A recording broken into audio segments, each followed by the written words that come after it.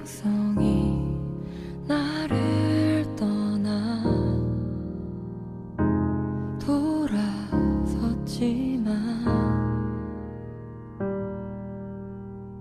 내 사랑이 내 백성을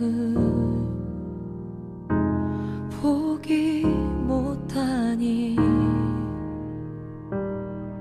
내 모든 것 내어주고 나 그들을 얻으리라. 여호와께 돌아가자. 우린 돌아서도 그는 변치 않네. 여호와께 돌아가자. 우린 넘어져도 그 사랑 영원하네.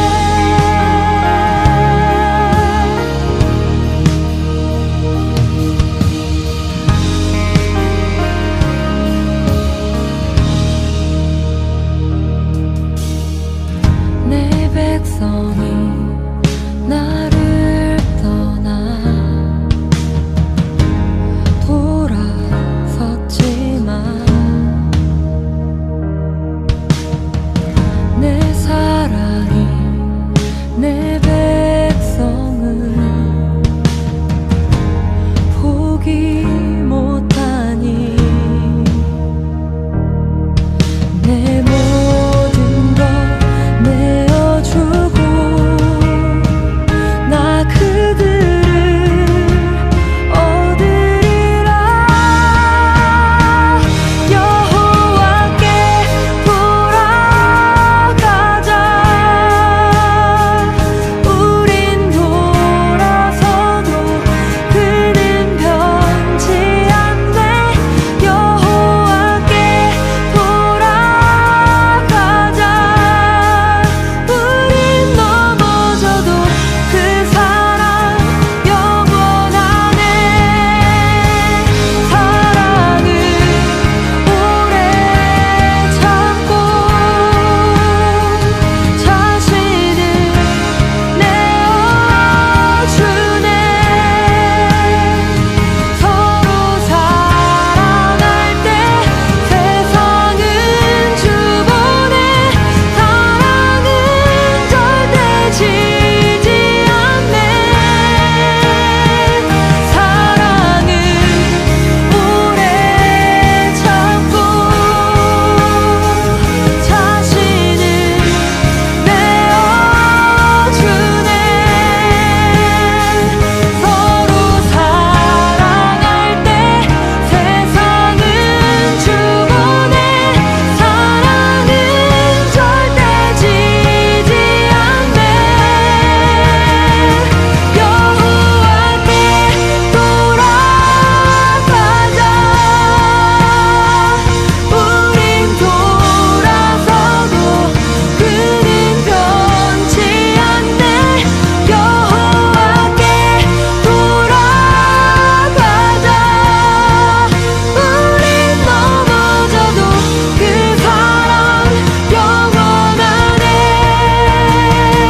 여호와께 돌아가자.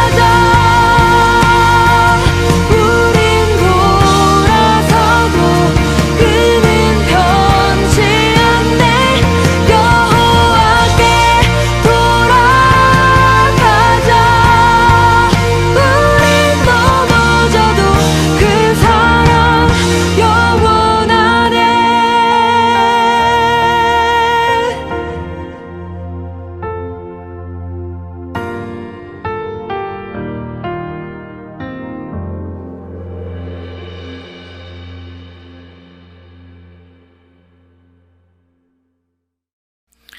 오늘 이사야 26장 1절부터 7절까지 말씀을 같이 보았습니다. 이사야 26장 1절부터 7절까지 말씀에서 우리가 3절의 말씀에 보면 주께서 심지가 견고한 자를 평강하고 평강하도록 지키시리니 이는 그가 주를 신뢰함이니이다. 이런 이야기가 나옵니다.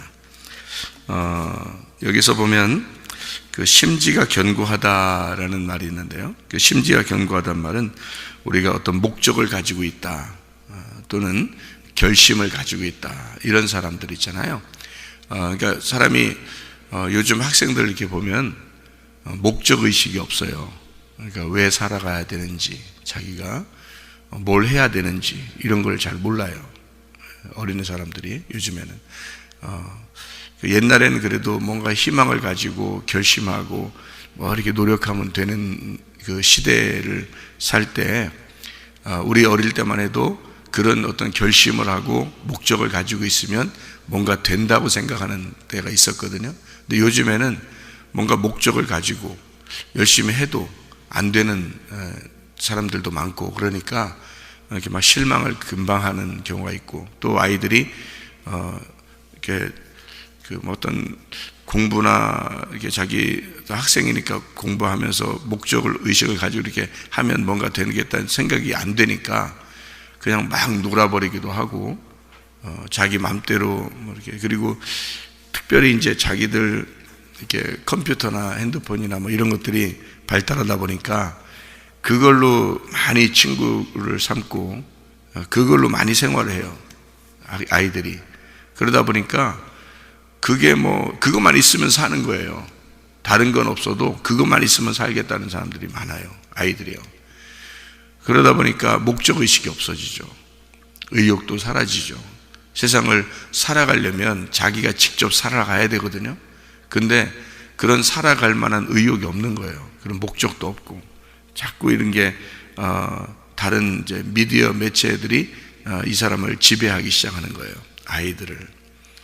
어른들도 마찬가지죠. 컴퓨터가 발달하고 텔레비가 발달하고 텔레비 프로그램도 많이 발달하고 또 핸드폰들도 있고, 그러니까 거의 거기에 매여 있죠. 자기 생활을 이렇게 막 뭔가 의욕적으로 뭐 이렇게 막 하기가 어려운 시대에 사람들이 살아가고 있습니다.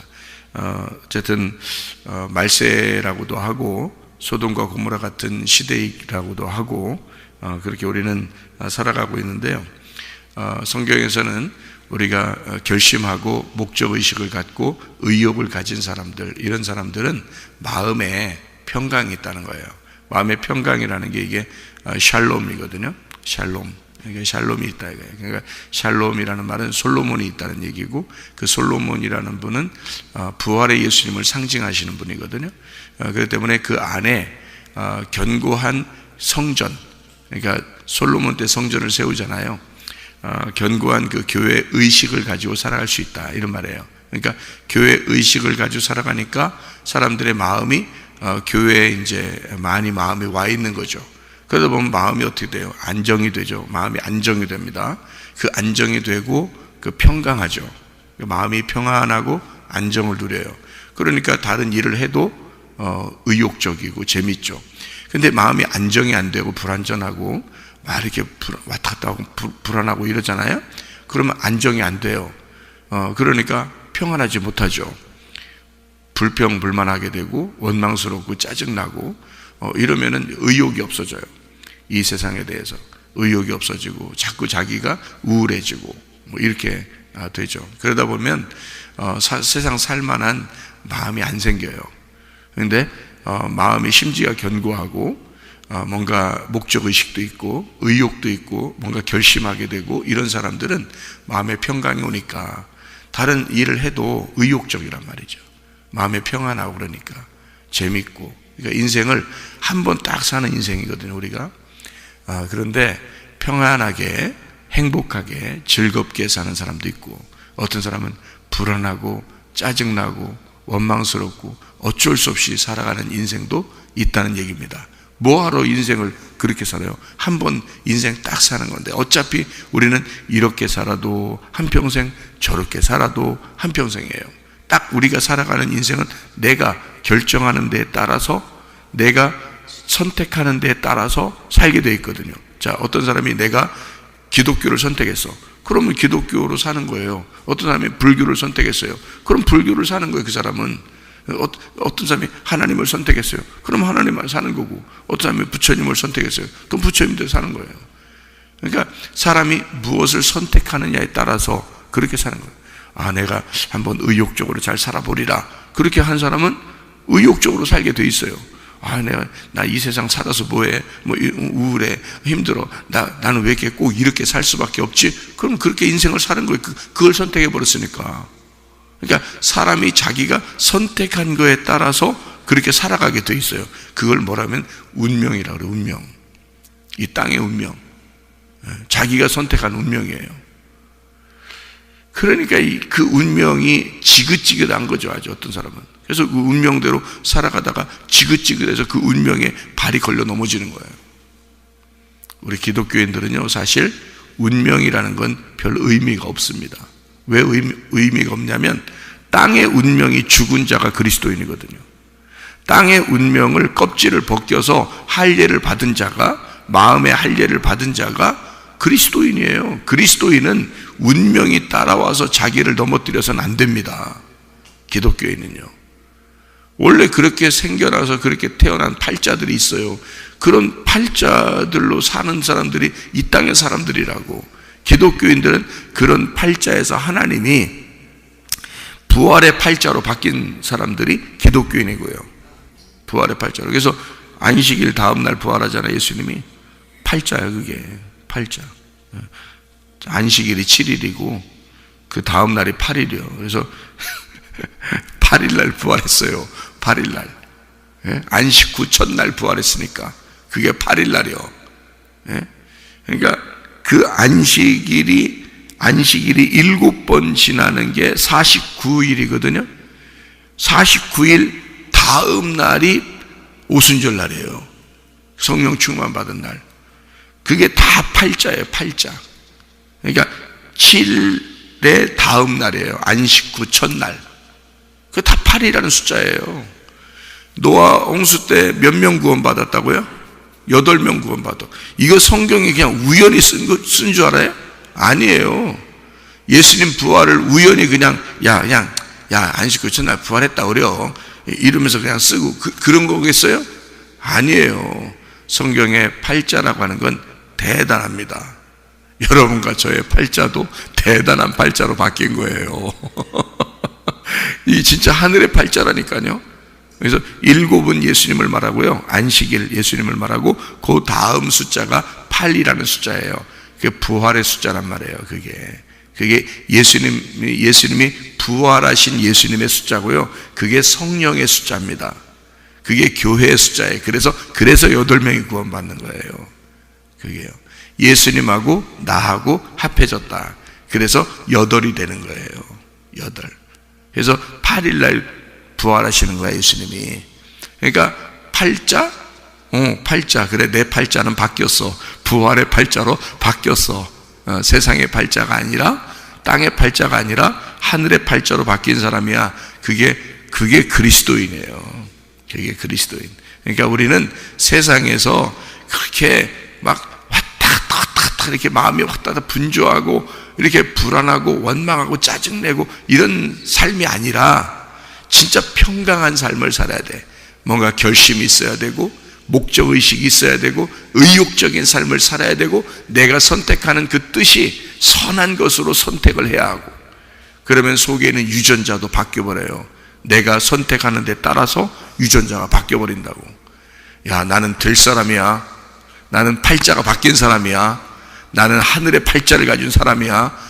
나는 목적이 있어. 하나님이 나를 살게 하는 것은 반드시 나에게 사명을 주시고 하나님이 나를 살게 하는 목적이 분명히 있어.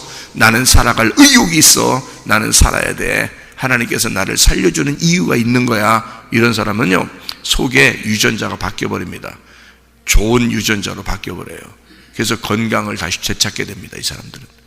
그런데 난 안 돼. 나는 땅의 팔자가 원래 그려. 내가 이런 사람 만났어. 내가 저런 사람 만났어. 난 여기 가도 난 안 된다고 그래요. 저기 가도 안 된다고 그래요. 내가 생각해봐도 난 안 될 사람이요. 계속 이런 식으로 생각하고 짜증내고 원망하고 그러잖아요. 팔자가 그려. 그래서 유전자가 그쪽으로 변해버립니다. 유전자들이 생각을 해. 우리 주인이 죽고 싶은가 보다. 그래서 유전자들이 죽는 쪽으로 자꾸 바뀌어버리는 거예요. 그래서 몸이 점점 더 망가집니다. 진짜예요. 이건 의사가 하는 얘기야. 유전학 전공한 의사가 하는 얘기예요. 그러니까 유전자는 내 뜻에 의해서 반응한다 이거지. 내가 무엇을 선택하느냐, 무슨 생각을 하느냐에 따라서 유전자는 바뀐다는 겁니다. 좋은 유전자로. 그러면 유전자가 바뀌면요, 이게 면역성이 강해지는 겁니다. 그러면 속에 있는 병균들을 잡아먹는 거예요, 그게. 그래서 좋은 유전자로 바뀌어서 건강을 되찾게 되는 거거든요. 그래서 우리만 그런 게 아니라 예수 안 믿는 사람들도 야, 나는 아플 사람이 아니야. 나는 반드시 일어난다. 나는 반드시 된다. 이런 사람이 있어요. 내가 만났거든요, 목욕탕에서. 진짜예요. 네, 그 사람을 봤어요. 근데 그 사람이 진짜 우리랑 똑같아졌어, 건강이. 근데 그 사람이 자기가 얘기를 해. 뭐라고 얘기하냐면 나한테 나는 나를 믿습니다 그러더라고요. 그래서 그게 무슨 말이냐고 물어봤어요. 난 예수님 믿으라고 얘기했더니 그 사람이 자기는 자기를 믿는데, 그래서 무슨 얘기냐고 물어봤어요. 그랬더니 그 사람이 하는 말이 내가요 뇌졸중으로 쓰러졌거든요. 그래서 팔 다리를 못 썼습니다. 팔 다리를 못 썼는데 자기가 나는 이렇게 쓰러질 사람이 아닌데 내가 왜 쓰러졌을까? 내가 왜 이렇게 몸이 안 움직일까? 그래서 이 사람은 특이하게 한쪽만 이렇게 된 게 아니라 다리가 양쪽 다 주저앉았대요. 그래서 못 써가지고 이게 누워 있었답니다, 이 사람이요. 근데 이 사람 생각에 왜 내가 이렇게 자꾸 누워 있어야만 하지? 나는 이거 아픈 사람이 아닌데, 아플 사람이 아닌데 왜 그러지? 그러면서 이 사람이 한쪽 팔 있잖아요. 팔을 가지고 힘이 있잖아요. 한쪽 팔은 힘이 없고 양쪽 다리가 힘이 없는 거예요. 그래서 주저앉아 있는데 이 사람이 한쪽 팔로 나는 일어난다. 난 일어나야 된다. 다리에다가 나는 일어나야 돼. 그리고 난 걸어야 돼. 난 일어나야 돼. 내가 이 젊은 나이 이게 뭐야? 그 사람이 나이가 내가 만났을 때가 한 50대 중반 정도? 50대 중반이나 후반 정도 됐어요. 그런데 이 사람이 2년 전인가 그렇게 됐다고 그랬으니까 한 50대였어요. 그러니까 근데 자기는 젊다고 생각한 거예요. 내가 젊은 나이 이게 뭐냐? 그러면서 이 사람이 막 일어나려고 애쓰는데 일어나지나요? 이게 힘이 이게 다 빠져버렸는데, 그러니까 벽을 기대고 뭘 잡고 있잖아요. 막 일어나면서 한쪽 팔을 갖다가 막 힘을 내면서 한쪽 팔 움직이고 다리도 막 계속 움직이려고 막 애썼답니다, 이 사람이요. 진짜로 막 애썼다. 그래서 이걸 일어나 보려고, 어떻게든지 일어나 보려고. 그래서 한참 만에 일어났답니다, 이 사람이. 다리가 힘이 생긴 거예요. 약간 힘이 그러니까 그래, 좋아, 난 된다, 난 되는 사람이야, 난 일어날 수 있는 사람, 내가 이게 뭐야, 일어나야지 하면서 일어나서 이거를 꿋꿋하게 힘을 내서 일어났대요. 근데 이 힘이 점점 생기더니, 그래서 막 벽을 기대면서 있잖아요. 난 걸어야 돼. 내가 이게 뭐야? 내가 걸어야 돼. 하면서 걸었답니다. 이렇게 해서 그렇게 걸었대요. 나는 분명히 뛸 사람이야. 그러니까 나는 더 걸어야 돼. 그래서 막 더 걸었대요. 이렇게 하고 더 걸었대. 더 걷다가 힘을 더 낸 거예요. 그러다가 어느 날 이게 이제 한참 된 거니까, 그게 2년 전이니까 2년 동안 혼자 그거를 계속 주입을 시킨 겁니다. 자기는 절대 내 왜 안 되지라는 생각을 안 해봤대. 그러니까 그 속에 있는 뜻이, 그 생각이 그 유전자를 바꿔버리는 거예요. 점점점 이 속에서. 처음에는 안 되죠, 당연히. 근데 이 사람의 뜻이 이걸 자꾸 바꾸는 거야. 그러니까 뜻을 바꾸니까 이 속의 유전자가 바뀌면서 점점 이 속에서 된다 자꾸 하니까 있잖아요. 이게 움직이더랍니다, 다리가. 그래서 걷고 지금은 뛰고, 그렇게 그 뛰는 그 상태, 그러니까 나와 똑같은 상태로 목욕탕을 와서 얘기를 자기를 해주는데, 자기는 그래서 자기가 생각한 대로 자기가 힘을 준 대로 그대로 되더라. 그래서 자기가 다른 신을 안 믿어도 나는 나를 믿을 수 있겠다 그러더라고요. 여러분, 예수 안 믿는 사람도 그렇게 의욕을 가지니까 유전자가 바뀌어서 자기가 힘을 내고 다시 건강해지더라는 거지. 그럼 뭐야? 하나님이 그러면 어떤 분인데? 예수 믿는 사람들은 그럼 뭐 안 아파야 돼? 예수 믿는 사람도 아파요. 무슨 말이냐면 제가 그걸 설명해 드릴게요. 예수 믿는 사람들도 아파요. 근데 예수 안 믿는 그런 사람들도 건강하게 다시 회복될 수가 있어요. 그런 말이 무슨 말이냐, 이게 지금 무슨 말이냐. 자, 여기에 나와 있는데요.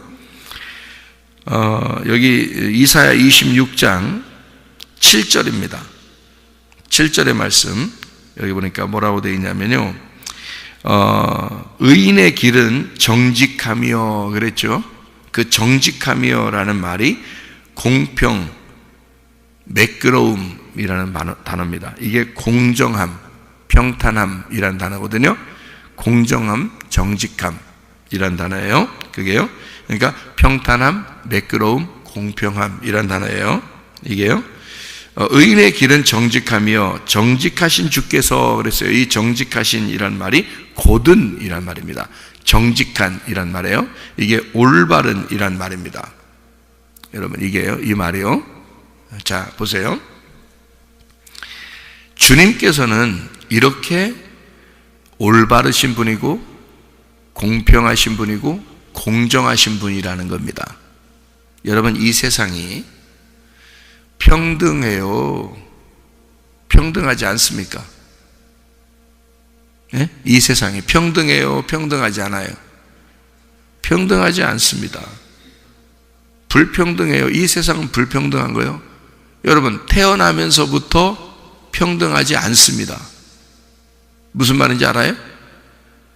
태어나면서부터 평등하지 않아요. 여러분은 남자로 태어나고, 어떤 사람은 남자로 태어나고 싶었는데 여자로 태어나고, 어떤 사람은 또 여자로 태어나고 싶었는데 남자로 태어나고, 태어날 때부터 평등하지 않아요. 자, 태어날 때 어떤 사람은 부자 집에서 태어난 아이가 있어요. 생활 자체가 달라. 어떤 사람은 태어날 때 가난한 집에서 태어난 아이가 있어요. 평등합니까? 불평등하죠. 어떤 사람은 미국에 태어났어요. 나도 어릴 때는 우리나라가 가난했기 때문에, 내가 어릴 때는 우리나라가 가난했기 때문에 나는 내가 왜 미국에 태어나지 않았을까 이런 생각이 있었어요. 미국 사람들 보면 뭐 부자인 것 같고 한국에 와서 뭐 도와준다고 막 오고 선교사님들도 막 오고 그러니까 내가 어린 마음에, 우리 집에는 미국 사람들이 자주 왔거든요. 그러니까 내 어린 마음에 왜 우리는 미국에서 태어나지 않았을까, 나는 이런 생각도 해봤어요. 그러니까 태어날 때부터 어떤 사람은 한국에 태어나고 어떤 사람은 아프리카에 태어나고 어떤 사람은 미국에 태어나고, 태어날 때부터 불평등합니다. 평등하지 못해요. 근데 사람들이 야, 평등해야 돼, 평등해야 돼, 이런 말은 말도 안 되는 소리예요. 그러니까 말도 안 되는 소리를 사람들이 하는 거야. 다 불평등하거든요. 어차피 보세요. 어떤 사람이 나한테 문자가 왔어요. 뭐라고 문자가 왔냐면, 목사님, 여자예요. 여자가 문자가 왔어요. 나한테 문자. 목사님, 나는 정말 불행합니다. 나는 내 남편을 볼 때마다 불행합니다. 내 남편이 목사님이 사모님한테 해주는 것처럼 그렇게 해주는 그런 남편만 내가 만났으면 얼마나 행복했을까. 그러니까 목사님 같은 남편을 만났으면 내가 얼마나 행복했을까라고 나한테 문자가 왔어요. 어떤 여자분이. 그러니까 자기가 볼 때 목사님은 사모님 이야기를 잘 들어주고 사모님한테 얘기할 때 항상 부드럽게 얘기해주고, 그 사모님 이야기를 존중해주고 뭐 그러는 것처럼 보인다 이거예요. 자기가 보니까, 옆에서 보니까. 근데 자기 남편은 그렇게 못한다는 거예요. 그런데 그러니까 그 남편이 목사님 같은 남편이었으면 참 좋겠다 이러는 거지. 생각해 보세요. 그래서 하나님 앞에 기도하세요. 그리고 성령 충만을 받으세요. 뭐 이렇게 대답해 줄 수밖에 없잖아요. 그죠? 자, 보세요. 이 사람이 자기 남편을 만난 게, 자, 목사님 같은 남편을 만났으면 좋겠는데 자기 남편 만났어. 평등해요? 불평등해요. 어차피 자기는 나하고 못 살아. 나는 사모님하고 살아야 돼. 자기는 그 남편하고 그렇게 자기를 윽박지르고 막 핀잔을 주고 자기한테 막 함부로 대하는 그런 남편하고 살아야 돼. 어차피 그게 불평등이야. 어차피 이 세상이야. 그게 세상은 그렇게 돼. 내가 사모님한테 잘해주는 남편이니까 그러면 그쪽 가서도 남편 해야 돼? 안 되잖아. 그거는 어차피 이 세상은 다 불평등한 거라고요. 태어날 때부터 남자 여자로 태어나고, 태어날 때부터 부자 가난한 사람으로 태어나고, 태어날 때부터 아프리카 미국 한국 이렇게 나누어져서 태어나고, 또 만나도 이런 사람 만나고 저런 사람 만나서 그렇게 불평등하게 살게 돼 있는 거예요. 이 땅에는. 무슨 말인지 알죠? 어떤 사람 태어날 때부터 머리 좋은 아이가 있어요. 머리 좋은 아이가. 그 공부 어떻게 따라가요? 그런 아이들. 태어날 때부터 머리가 안 좋은 아이가 있어요. 태어날 때부터 질병을 가진 자도 있고요. 태어날 때부터 건강한 아이도 있고요. 그죠? 다 불평등합니다. 평등한 건 없어요. 이 땅에서는 평등이라는 건 없어요. 근데 하나님 뭐라 그러냐 우리 보고? 하나님은 공평하시다 그러잖아. 평등이 아니라 공평하시다 그러잖아요. 공평하시다는 말이 뭔지 알아요? 올바르단 말이에요. 정직하단 말이에요. 하나님은 공정하단 말이에요. 그러니까 공정하시고 의로우신 분이니까 그렇게 불평등한 모든 사람들을 하나님은 평등하게 만들어내는 게 아니라, 그 사람들을 평등하게 만들어내는 게 아니라 하나님이 공정하게 대하신다는 거예요. 가난한 사람이든 부자든, 잘난 사람이든 못난 사람이든, 머리가 좋은 사람이든 안 좋은 사람이든, 아픈 사람이든 안 아픈 사람이든 하나님은 공정하게 대한다는 거예요. 그게 공평하신 하나님이라는 거죠. 이게 평등한 하나님이 아니에요. 공평하신 하나님이란 뜻이지. 이 세상은 평등이 있는 게 아니야. 공평하신 하나님이 계신 거야. 그러니까 예수 안 믿는 사람도 자기가 나는 될 수 있다, 될 수 있다, 나는 일어날 수 있다, 일어날 수 있다, 뛸 수 있다, 뛸 수 있다니까 그 사람이 뛰는 거예요. 왜? 그 속에 공평하신 하나님이 공평한 유전자를 집어넣어놨으니까. 공평한 유전자를 교회 다니는 사람들에게만 집어넣어 준 게 아니에요. 그런 유전자를 하나님은 처음부터 하나님의 의도, 하나님의 뜻이라는 하나님의 유전자를 사람들에게 공평하게 집어넣는 거예요. 그래서 어떤 사람은 교회 다니면서도 아유 죽겠다 그러면 죽는 길로 계속 가는 거예요. 그게 몸은 왜?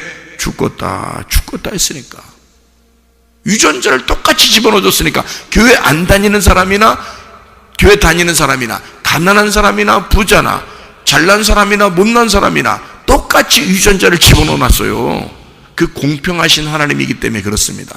그러니까 그 사람은 교회 안 다녀도 일어날 수 있다 하니까 일어나는 거고, 교회 다녀도 난 아파, 난 못 다녀, 그럼 못 다니는 거예요. 그 사람은 계속 쓰러지는 거예요. 여러분, 할 수 있다 하신 이가, 할 수 있다 하신 이가 여호와 하나님이라고요. 그분이 공평하신 하나님이라고요. 나는 그런 하나님을 믿는다고. 평등하게 만들어주는 하나님을 믿는 게 아니야. 나는 불공평하지만, 이 땅에 평등이 없지만, 어떤 사람은 아프고 어떤 사람은 안 아프고, 어떤 사람은 부자고 어떤 사람은 가난하고, 어떤 사람은 머리 좋고 어떤 사람은 머리 나쁘고, 어떤 사람은 잘생겼고 어떤 사람은 못생겼고, 이 땅에 어떤 사람은 잘 살고 어떤 사람은 못 살아도 하나님은 공평하게 우리를 판단하시는 하나님이다라고 하는 그 하나님을 난 믿는다고요. 그 하나님을. 그런 하나님을 믿어야지. 아니 뭐 예수 믿는다고 그냥 예수 믿는 사람들한테는 내가 다르게 해줄 거야, 예수 안 믿는 사람들은 이 땅에 살지도 못하게 해줄 거야, 예수 안 믿는 사람들만 다 아프고 예수 믿는 사람만 다 건강하고, 그렇게 하는 하나님이 무슨 공평하겠습니까? 생각을 해보세요.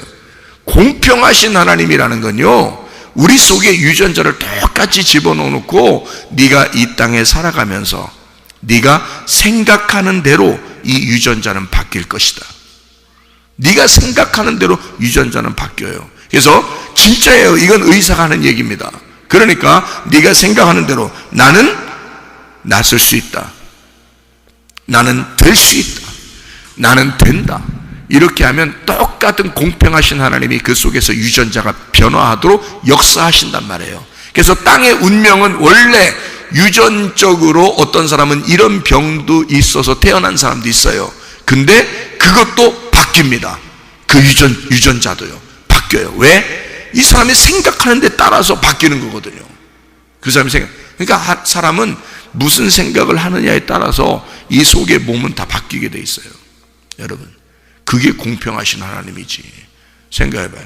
나는 그런 하나님을 믿습니다. 그런 공평하신 하나님을 난 믿는다. 그게 정직하신 하나님이죠. 그게 올바른 하나님이죠. 예? 어떤 사람한테는 이렇게 대하고 어떤 사람한테는 저렇게 대하고, 그건 사람들이나 그렇게 하는 거지. 그건 불공평한 거지. 그건 사람들이나 그런 거야. 공평하신 하나님은 모두에게 똑같이 대하시는 하나님이에요. 그리고 모두에게 똑같이 심판하시는 하나님이고요. 예. 그래서요, 우리가 그런 공평하신 하나님이 정의롭고 의로우신 분이에요. 이 땅에서는 의인은 없어요. 하나도 없어요. 의인은 오직 예수 한 분밖에 없습니다. 하나님만 선하십니다. 그분만 정직하시고, 하나님만 올바르시고, 하나님만 평탄하게 하시고 매끄러우신 분이고, 하나님만 공평하신 하나님이기 때문이에요. 누구도 변명할 수 없도록, 누구도 핑계할 수 없도록 하나님이 공평하신 하나님이시라고요. 그런 하나님이 심판하는 게 얼마나 공정하십니까? 그런 하나님이 우리를 심판해 주신다는 거예요. 예. 그러면 우리는 그분 앞에서 심판을 받을 만한 의욕이 있죠. 자격이 있죠. 그런데 만약에 하나님이 늘 우리 딱 보면서 사람 봐가면서 심판하신다면 우리가 그 앞에서 심판받고 싶겠어요? 생각해요. 사람들처럼 사람들 봐가면서 자기 친한 사람한테는 잘해주고 안 친한 사람한테는 못해주는 그런 심판관, 그런 판사가 있다면 그 앞에서 재판받고 싶겠냐고, 여러분이. 그렇지 않잖아요. 나는 공정하신 하나님이라고 믿기 때문에 그 하나님 앞에서 재판을 받는 거예요. 우리가 공정하신 하나님은 반드시 그분이 우리에게 뭐라고 그러면 네가 나를 믿어라. 그것이 의로움이다. 우리는 죄인인데 죄를 짓고 죽을 수밖에 없고 심판받아 지옥 갈 수밖에 없는데, 공정하신 하나님이 우리 보고 뭐라고 딱 공정하게 판결을 하냐면 너는 나를 믿어라. 믿음으로 네가 의인이 될 수가 있다. 그러니까 나는 그분에게 맡기는 거예요. 그렇죠, 내가 죄인이지만 하나님이 그렇게 공정하시게 판단하실 것이니까 나는 당신에게 심판받고 싶습니다. 그러면 그 하나님은 나를 재판하실 때 반드시 천국으로 인도한다는 거죠. 왜냐하면 내가 당신을 믿었으니까. 공정하신 하나님을 나는 믿으니까, 나는 예수 그리스도를 믿으니까, 그 예수가 나를 구원하신다는 사실을 믿으니까, 그분이 나를 구원하시기 위해서 십자가에 못 박혀 돌아가시고 나는 그 예수를 믿고 공정하신 하나님을 따라 나는 사는 사람이니까 그런 하나님에게 재판을 받아야 되죠. 그래야 공정한 거지. 사람 따라서 사람 보아가면서 심판하는 그런 사람한테 심판받으면 되겠냐고. 안 되죠. 그리고 다른 예수 안 믿는 사람들도 그런 하나님에게 딱 심판을 받아야 그래야 공정한 거지. 그들을 사랑하는 마음으로 심판하는 거니까요. 공정하게. 예수 안 믿는다고 여러분 하나님이 안 사랑하는 거 아닙니다. 그 사람들을 위해서도 십자가 못 박혀 돌아가신 분이에요, 예수님이. 그렇기 때문에 공정한 거예요. 너희들도 내 자녀들이야. 너희들 네 생각에 따라서 네가 의욕적으로 결심하고 목적을 가지고 뭐가 의욕적으로 뭔가 나는 살아야 돼, 나는 이렇게 해야 돼 하고 그렇게 생각하면 네 속에 유전자가 다 바뀔 것이다. 교회 안 다녀도 너도 내 자녀니까. 그게 공정한 하나님이죠. 여러분 생각을 해보세요. 그게 진짜 공정한 하나님 아닙니까? 그래요. 그러니까 여러분 교회 다니면서 이왕이면 우리의 하나님이라고, 우리 아버지라고 여기는 그 아버지가 공정하신 아버지인데 그 아버지는 우리에게 속에 유전자를 주셨어요. 그리고 우리에게 의욕을 가지라고 합니다. 너의 심지가 견고하기를 바란다. 그러면 네 속에 평강이 있을 것이다. 평강이 오게 되면 너 유전자 바뀐다. 좋은 유전자로 바뀌면서 네가 건강해진다. 그렇게 하나님 우리에게 정해놓은 게 있다는 거야.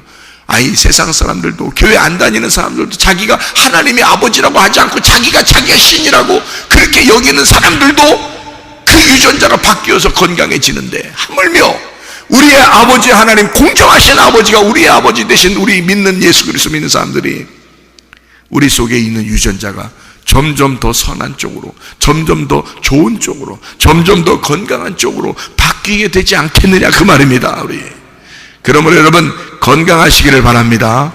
예, 하나님 앞에 진짜 축복을 받아 사는 거, 하나님은 공정하신 하나님이기 때문에 그래요. 그래서 더 믿을 만하다는 겁니다. 하나님이요, 불평등한 세상 사람들처럼 그렇게 판단하시는 그런 하나님이라면 우리가 믿을 만하지 못하죠. 그러나 공정하신 하나님은 우리가 믿을 만한 하나님이다. 너희의 심지가 견고해지길 원한다. 의리를 지켜라. 믿음을 지켜라. 신뢰를 해라. 하나님을 믿어라. 변함없이 그 하나님이 너에게 그렇게 사랑하시는 하나님이심을 믿어라. 하나님은 정직하신 하나님, 그 의로우시고 올바르시고 곧은 매끄러운 공평하신 공의로우신 하나님이 너를 책임지실 것이기 때문이다, 그 말입니다. 8절 하나 읽고 마치도록 하겠습니다. 이사야 26장 8절입니다. 여호와여, 주께서 심판하시는 길에서 우리가 주를 기다려 싸우며 주의 이름을 위하여 또 주를 기억하려고 우리 영혼이 사모하나이다. 하나님은 우리에게 징계하시는 것도요, 뭔가 뜻이 있어서 그런 겁니다. 아비가 자식을 징계할 때는 뭔가 뜻이 있는 거예요. 뭔가 이유가 있는 거예요. 이유가 있으시겠죠. 이유가 있는 거야, 하나님이. 그러면 그 하나님을 정말 신뢰한다면, 그 정직하신 하나님, 공의로고 공평하신 그 하나님을 인정한다면, 여러분, 하나님은 분명히 내게 이유가 있으실 거야. 그러니 나는 그 주님을 더 붙들고 더 기억하고 또 주님을 사모해야 되겠다. 우리 영혼이 주님을 사모합니다. 주님을 기대합니다. 주님 나를 정말 사랑하시는 하나님이심을 내가 믿습니다. 오늘도 그 주님과 동행하다가 주님 만나시기를 바랍니다. 아멘. 기도하겠습니다.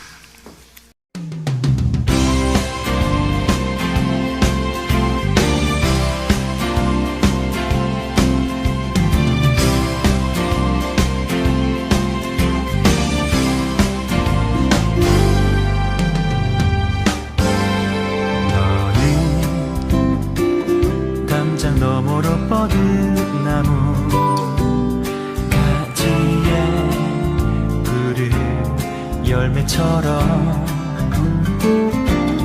하나님의 귀한 축복이 삶에 가득히 넘쳐날 거야.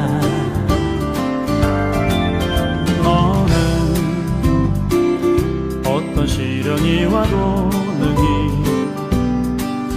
이겨낸 강한 발이 있어. 전능하신 하나님께서 너와 언제나 함께하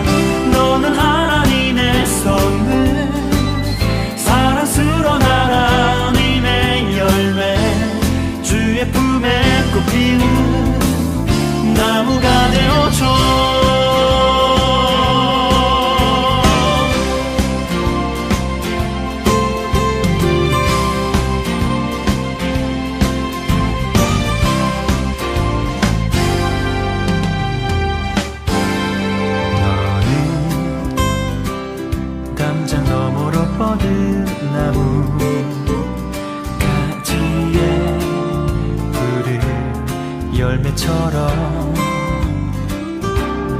하나님의 귀한 축복이 삶에 가득히 넘쳐날 거야. 너는 어떤 시련이 와도 능히 이겨낸 강한 발이 있어. 전능하신 하나님께서 너와 언제나 함께 하시니